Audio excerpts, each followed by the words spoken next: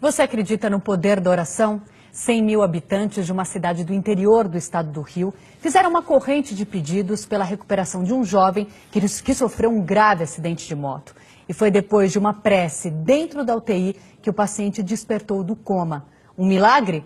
Veja na reportagem de hoje da série Cura pela Fé.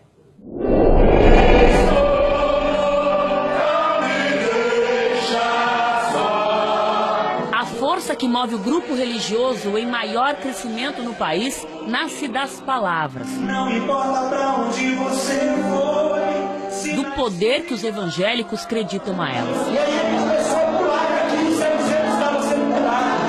Pedir e acreditar para receber.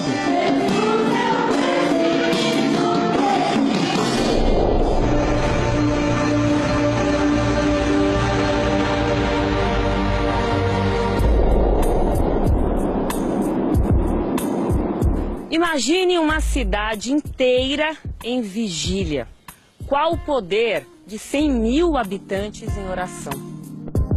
Maio de 2009, divisa do Rio de Janeiro com Minas Gerais. Um jovem morador em coma profundo após um acidente de moto recebeu a força da fé de seus conterrâneos durante 15 dias. E contrariando todas as previsões médicas, essa é uma história com final feliz. Tudo bem, Renato? Prazer. É prazer. Aline, tudo bom? Para contá-la, nós viemos ao encontro do protagonista. Um rapaz de 26 anos que mora com a família e acaba de ficar noivo.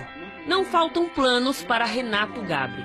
O livro já saiu e para ele é apenas o começo de uma empreitada ambiciosa. Usar o próprio testemunho como prova dos milagres de Deus.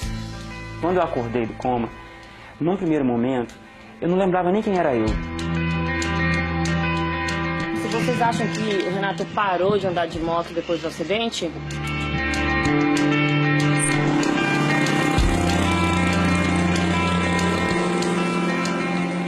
Chegamos ao local do acidente, que está perto de completar 6 anos.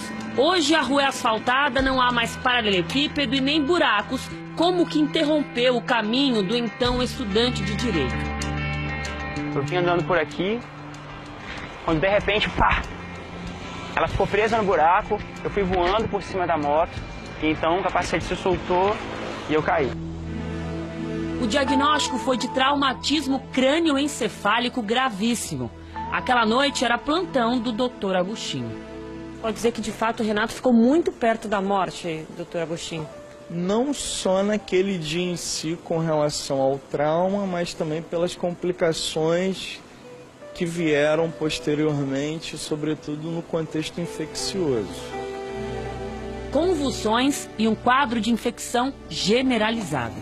Uma coisa que marcava muito por parte da mãe, por pior que fosse esse prognóstico, a fé dela era uma coisa que preponderava.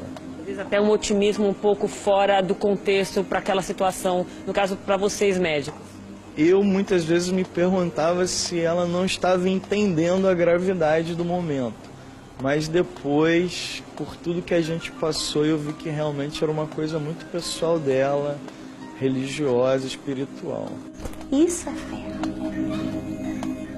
É você não duvidar. Quando eu começava a perder as minhas forças, Deus enviava alguém para me dar aquele abraço apertado, sabe? Então eram anjos que Deus incomodava lá na casa delas, para que fossem lá naquele hospital e ao meu encontro. E foram muitas visitas, orações, até a festa de aniversário foi registrada em fotografias.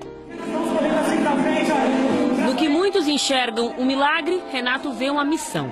Desde o ano passado ele viaja o país contando sua história.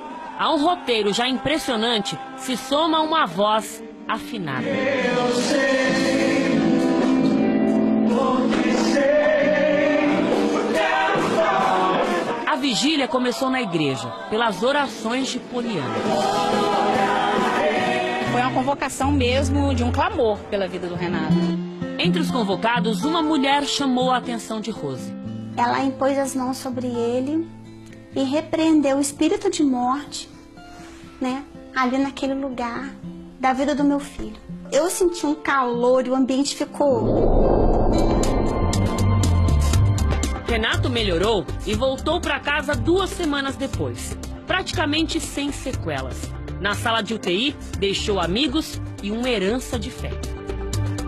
Claro que isso aí a gente estendeu a todos os pacientes, falou assim, nossa visão tem que ser realmente mais humanizada, temos que tratar com mais amor e não ficarmos agarrados só à parte científica, né? A mãe de Renato nunca mais havia encontrado a mulher que acredita ter sido o instrumento de um milagre, até que conseguimos chegar ao novo endereço da dona de casa. Às vezes Deus trabalha de um jeito que a gente não entende, né? Eu queria um milagre de voltar a enxergar, mas Deus tinha um propósito maior na frente, salvar uma vida que provocaria milagres em outras vidas, entendeu?